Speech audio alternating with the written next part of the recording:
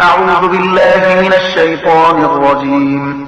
پناهورم الله تعالی شل شوی شیطان څخه. بسم الله الرحمن الرحيم. د الله په نوم چې ډېر زیات مهربان پوره رحم لرونکی دی.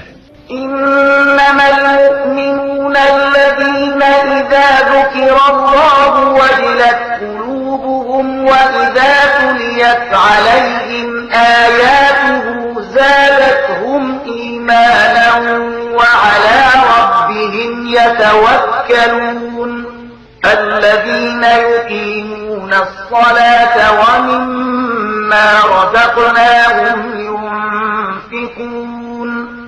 ریښتینی مؤمنان خو هغه دي چې د هغو زړونه د الله د یاد په اورېدلو لړزېږي او کله چې د هغو په وړاندې د الله آیتونه لوستل کېږي نو د هغو ایمان زیاتېږي او هغوی په خپل رب باندې اعتماد لري.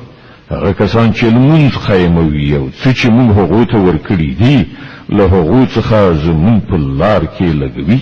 أولئك هم المؤمنون حقا لهم درجات عند ربهم ومغفرة ورزق كريم.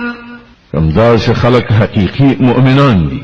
د هغو لپاره د هغو له رب سره لوی درجې دي، له ګناهونو څخه تېرېدنه او ډېره غوره روزي ده.